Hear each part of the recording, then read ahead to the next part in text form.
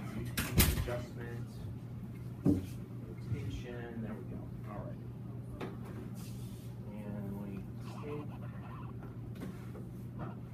All right. So is this male or female? Awesome. All right, we're off to a good start. And let me go through some of the different parts up here. So what is this thing? The penis, good. What's this? That's the testes. What's this on top here? That's the epididymis. What's this entire thing called? Spermatic cord, okay. What's this sac thing? Scrotum, good. Now, the spermatic cord, if you look, the spermatic cord has a lot of important stuff in it. There's arteries, there's veins, etc. The thing that carries, what's the thing inside of the spermatic cord that actually carries the sperm? The vas deferens, all right? So inside of here, you're just gonna have to trust me, is the vas deferens. On this model, you can't really see the vas deferens by itself until you get up here. And this thing that goes sort of over here by itself, that's the vas deferens. I see it coming around there. As I mentioned, the vas deferens goes over top of, any guess what that's supposed to be? Ureter. Yeah, that's the ureter, okay? So it goes over top of it, it comes around the backside of, what's this organ? That's the bladder, so it comes around the backside. On the backside, the vas deferens is going to meet up with the opening of this guy. Anyone know what that is? No, not that one. It's a gland. Which one is it? I haven't heard a correct answer. That's the seminal vesicle. Actually, let me open it. I can open it up on this model. All right. So here's the vas deferens coming around. This is the seminal vesicle. Actually, before I pull this thing back, what is this thing? That's the prostate. Okay.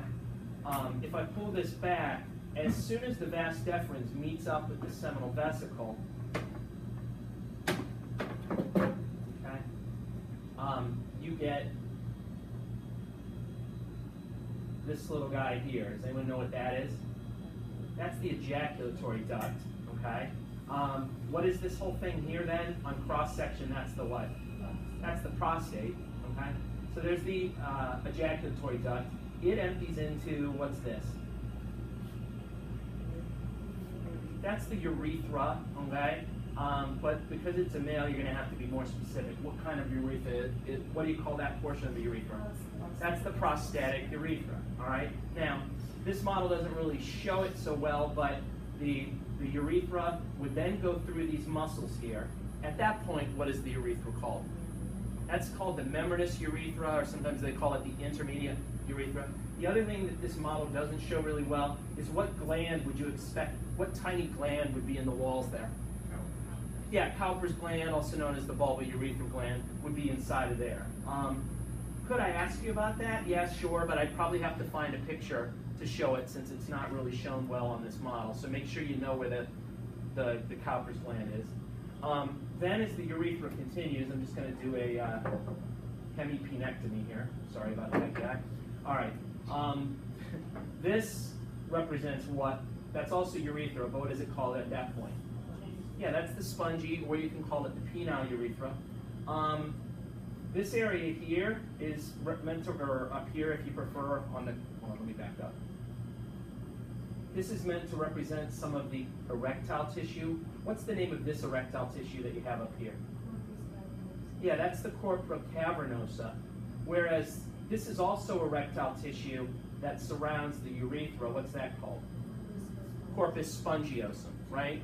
I don't know if you can tell from this picture, but there's two corpora cavernosa that are on the dorsal part of the penis, and then there's one corpus spongiosum that's on the ventral surface of the penis. And the corpus spongiosum surrounds the spongy urethra. Okay? All right. Fair enough. Let's see, what else does it say on here? Okay. Oh, within the testes, you do need to know like where the root testis is. This model doesn't show it, but if I could crack open, sounds painful, if I could crack open the testes, inside you'd see kind of a pooling area in the middle for the sperm that's being formed. That's the root testis. Make sure you look at some pictures of that. Also, this end part of the penis, actually, let me put this back. Reconstruct, a penile reconstruction. What's that part of the penis called? Anyone know? Starts with a G. That's the glans part of the penis. Okay, this for that, like the head, if you will. Okay. All right. Let me put this guy back together. Quickly go through. This one. Nope. Male or female? Female. Good. Okay. So go through a couple of things here. What does this represent? That's the bladder, okay? That would be the opening of the ureter coming into the bladder. What's this thing here? That's the vagina, okay, from the outside. What do you suppose this represents then? Yeah, that's the uterus, all right? Let me pull this back then, take it off so we can see a little bit better. Okay, so here's the stuff on the inside. This is the bladder again, so this is the urethra in the female. What do you suppose then this is here? That's the vagina. What's this part here called? That's the cervix, which is the opening basically into the uterus. So there's the whole uterus. What other things can you see? What's this thing going around here?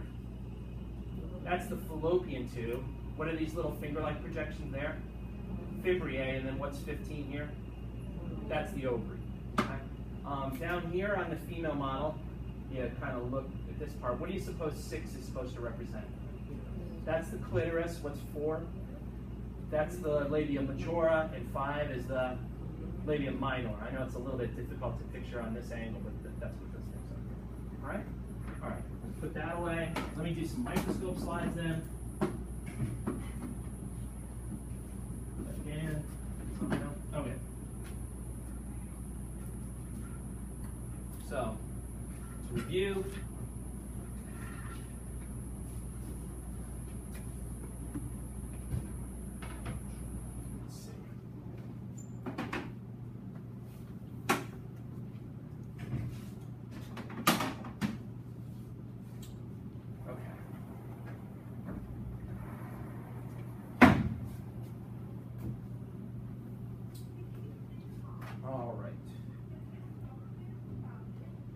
All right, does anyone know what this slide represents? Somebody said it. Not testes, but epididymis. This is the epididymis. The epididymis is a long, coiled tube that sits on top of the testes. All right? What's all this stuff in the middle, do you suppose? That's sperm, okay? So each one of these circles represents a portion of the epididymis as it twists and turns, okay? Students sometimes confuse the epididymis with the seminiferous tubules.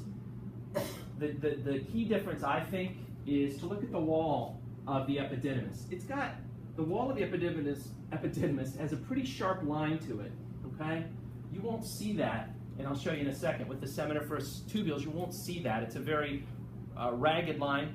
Also, the wall is like a columnar epithelium when you're talking about the epididymis, whereas the wall of the seminiferous tubules is like a stratified type of epithelium with all the different, the spermatogonia, the primary spermatocytes, and it's got a very ragged edge to it. You don't see a nice, clear edge like you do with the epididymis. So I'd always look for that when you're trying to tell the two apart.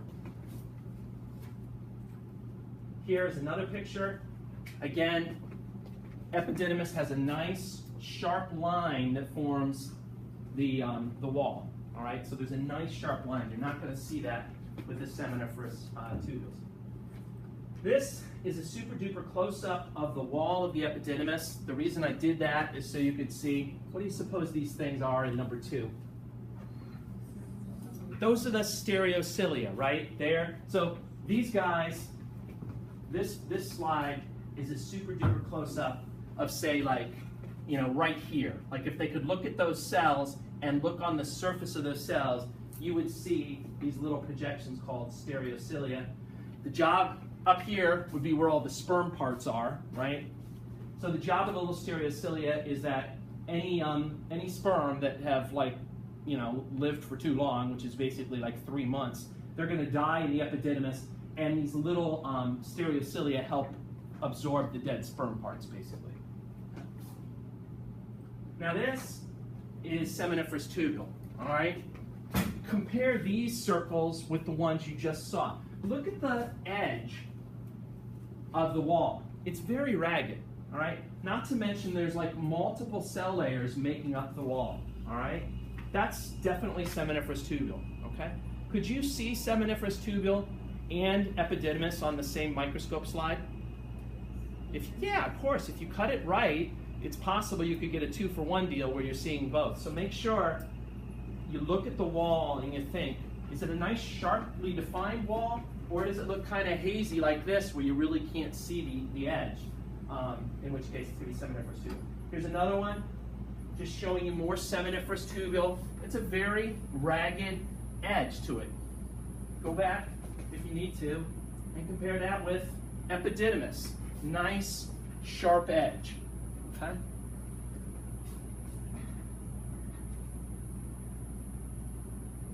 Still, here's another example of, is this seminiferous tubule or epididymis?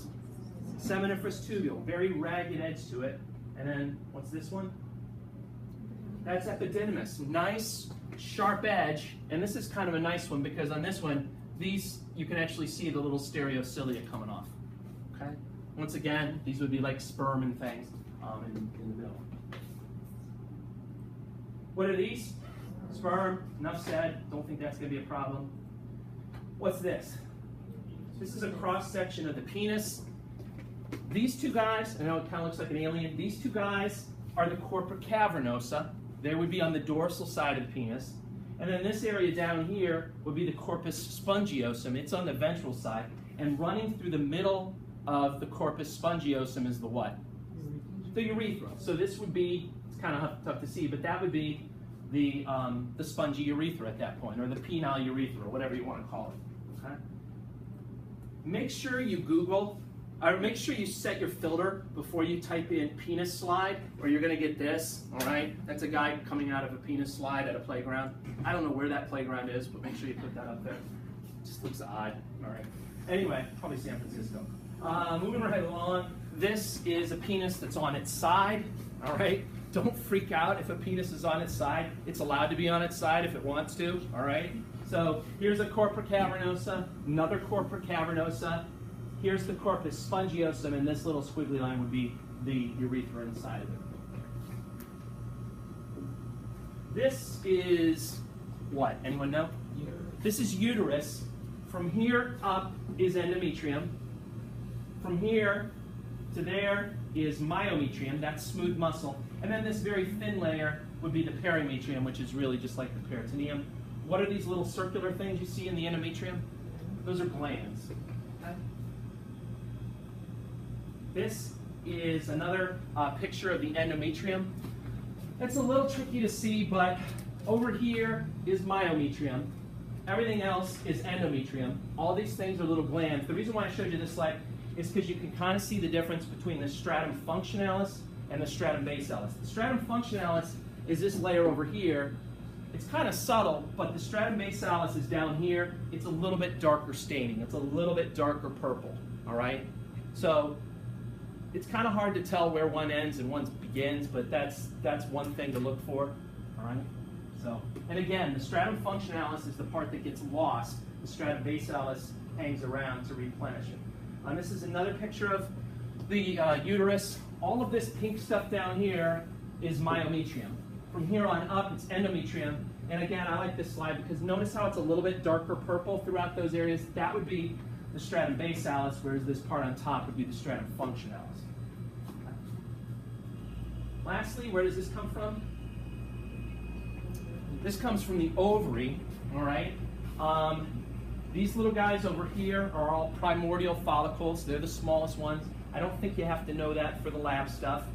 Any guess what kind of a follicle this is? That's a primary follicle. All right. Notice this is the oocyte, and then this is the follicular cells. All right. There's no real antrum yet. Whereas, what do you suppose this is? That's a secondary follicle. Okay. Here's the oocyte. Here are the follicular cells, but notice the follicular cells have started to secrete this fluid, and they've created this cavity known as the antrum. So that's, by definition, a secondary follicle, and it's so far along it might actually turn out to be the dominant follicle. Okay? So no antrum, think primary follicle. If you have an antrum, think secondary follicle. This is just a slide showing you a bunch of, these are mostly primordial follicles up here. This guy down here would be like a primary follicle. This is also probably a primary follicle here, mostly because you're just not seeing any kind of an antrum yet. This is a close-up of, is this a primary follicle or a secondary follicle? This is primary, right? This whole thing is the oocyte. Then you have the granulosa cells, or I said you can call them follicular cells. Notice that they're stuck right to the oocyte. There's no antrum, so it's a primary follicle. And then lastly, what's this a picture of? That's a secondary follicle because you can start to see that antrum forming. Okay? Any questions about any of these slides? All right. Great weekend. Good luck. If you have any questions, shoot me an email. I'll try to get back.